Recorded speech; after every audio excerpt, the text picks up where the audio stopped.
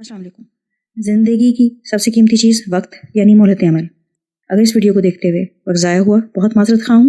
اگر کوئی فائدہ ہوا تو اسے صدقہ جاریہ بنانے میں مدد کیجیے سبسکرائب اور شیئر کر کے۔ جزاکم اللہ خیر۔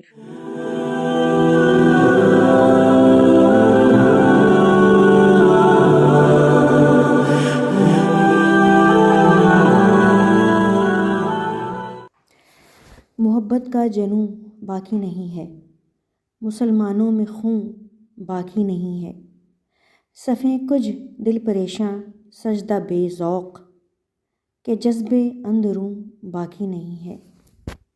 السلام علیکم۔ جناب اقبال کا یہ شعر ہمارے آج کے حالات کی بہت اچھی عکاسی کر رہا ہے۔ آئیے نماز کے مختلف اراکین اور ان کی غرض و غائد پہ غور کرتے ہیں۔ جیسے کسی بھی دربار میں جانے کے آداب ہوتے ہیں، لباس کا اہتمام، سجنے سنورنے کا اہتمام، کیسے داخل ہوا جائے، کیسے کھڑا ہوا جائے، کیسے آداب بجا لایا جائے۔ اسی طرح بادشاہوں کے بادشاہ رب ذوالجلال والاکرام کے سامنے جانے کے لیے بھی ہمیں جس اہتمام کی ضرورت ہے اس میں سب سے پہلے آتا ہے پاکیزگی و طہارت۔ بے شک اللہ تعالیٰ توبہ کرنے والوں اور پاکیزگی اختیار کرنے والوں کو پسند فرماتے ہیں۔ دنیا کے لوگوں کے لیے ظاہری پاکیزگی ہی کافی ہوتی ہے، لیکن اللہ سبحانہ تعالیٰ جو ہمارے ظاہر اور باطن ہر دو چیزوں سے واقف ہیں، ان کے سامنے جانے سے پہلے ہمیں اپنے دل و دماغ کی، اپنے باطن کی پاکیزگی پر بھی توجہ دینی چاہیے۔ اپنے دل اور دماغ کو مکمل طور پہ اللہ سبحانہ تعالیٰ کی طرف متوجہ کر کے ہمیں یہ نیت کرنی ہے کہ ہم اللہ سبحانہ تعالیٰ کے سامنے پیش ہو رہے ہیں۔ بعض لوگ اس میں الفاظ کا سہارا لیتے ہیں اور کچھ لوگوں کا یہ کہنا ہے کہ اللہ تعالیٰ چونکہ دلوں کے حال سے واقف ہیں، چنانچہ جب ہم اس کے سامنے کھڑے ہیں اور جس مقصد کے لیے کھڑے ہیں وہ اس سے بخوبی واقف ہے۔ سب سے پہلا رکن ہے تکبیر تحریمہ، جس کا مطلب ہے کہ اللہ سبحانہ تعالیٰ کی بڑائی بیان کرنا اور کچھ حلال چیزوں کو حرام قرار دے دینا۔ یعنی اللہ اکبر کہنے کے بعد بہت ساری ایسی چیزیں جو عام حالات میں جائز تھیں، ہنسنا بولنا، کھانا پینا، بات چیت کرنا، وہ اس تکبیر کے بعد حرام قرار دے دی گئی ہیں۔ ہاتھ کندھوں تک اٹھائے جائیں، ہتھیلیاں قبلہ رخ ہوں، انگلیاں نہ بہت سختی سے بند ہوں اور نہ بہت زیادہ کھلی ہوں۔ قیام کی حالت میں نگاہوں کا ارتکاز سجدے کی جگہ پہ ہونا چاہیے۔ اب کلام الہی کی تلاوت شروع ہوتی ہے اور اس میں سب سے ضروری جو رکن ہے وہ ہے سورہ فاتحہ کی تلاوت۔ دنیا و ما فیہا سے بے خبر ہو کے اب صرف ہمارا فوکس یہ ہونا چاہیے کہ ہم کس پرجلال ہستی کے سامنے ہیں اور اس کے دربار میں کلام الہی، یعنی یوں سمجھیے کہ شاہی فرمان پڑھ کر سنایا جا رہا ہے۔ اور کتنی سعادت کی بات ہے کہ اتنی عظیم ہستی کا کلام اور اس کو بیان کرنے کے لیے ہماری زبان استعمال ہو رہی ہے۔ جب ان الفاظ کے مفہوم و معنی ہمارے دل میں اترتے ہیں تو اللہ سبحانہ تعالیٰ کی ہیبت اور جلال ہمارے ذہنوں پر وہ کیفیت طاری کرتا ہے جس کے بعد سیدھے کھڑے ہونا مشکل ہو جاتا ہے اور انسان اس ہیبت اور جہ و جلال کے سامنے جھک جاتا ہے۔ پھر ارشاد باری تعالیٰ سمع اللہ لمن حمیدہ سن کر قبول کر لی اللہ سبحانہ تعالیٰ نے وہ تعریف جو بیان کی گئی۔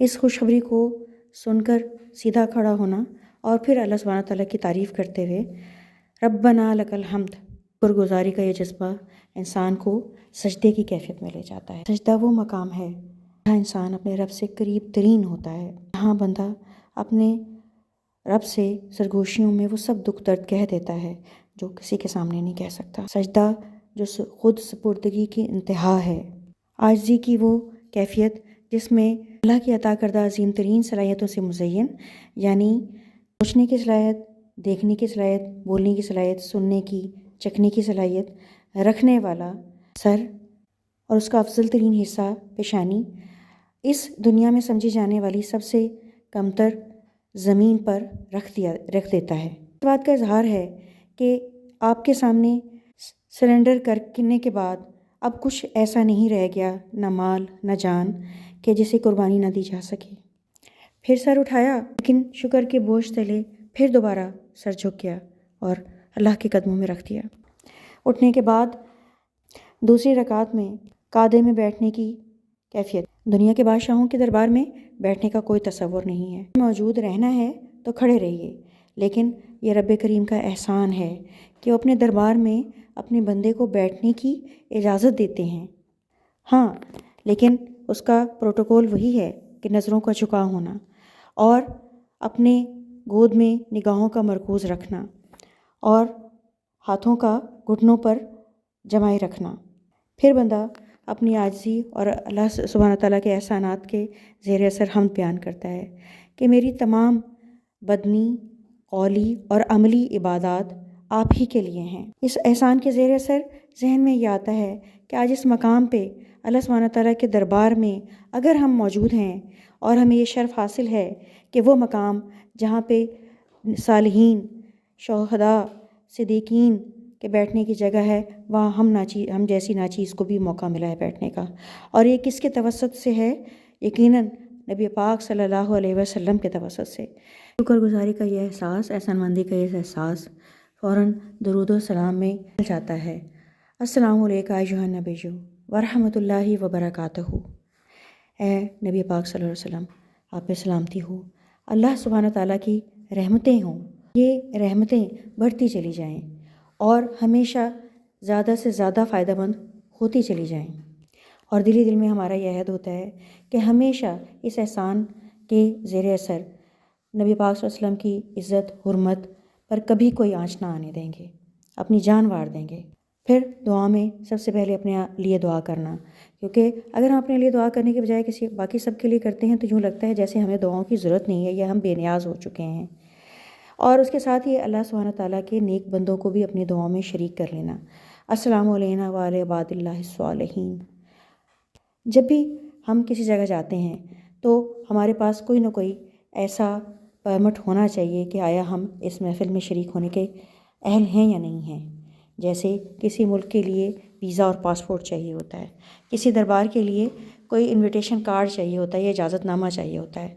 ایک مسلمان کے لیے یہ ثابت کرنا کہ میں اس محفل کے قابل ہوں یا نہیں، وہ ہے اشہد اللہ الہ الا اللہ واشہد ان محمدًا عبدہ ورسولہ۔ اور یقیناً اس کے بعد ہم اہل ہیں کہ اللہ سبحانہ تعالیٰ کے دربار میں ہمیں جگہ ملے۔ پھر سلام کا مرحلہ آتا ہے، السلام علیکم ورحمۃ اللہ وبرکاتہ۔ دونوں جانب سلام پھیرنے کے بعد ہم عصر نو اپنی دنیا کے مشاغل میں مصروف ہو سکتے ہیں۔ یہ اس چیز کا اشارہ ہے کہ ہم یہاں نہیں تھے، اب ہم اس دنیا میں آئے ہیں۔ ہم کہاں تھے؟ ہم اللہ سبحانہ تعالیٰ کی محفل میں موجود تھے، ان سب چیزوں سے کٹ کر، ان سب چیزوں سے ہٹ کر۔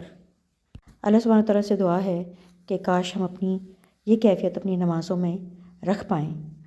آمین ثم آمین۔ ہے یہی میری نماز، ہے یہی میرا وضو، میری نواؤں میں ہے میرے جگر کا لہو۔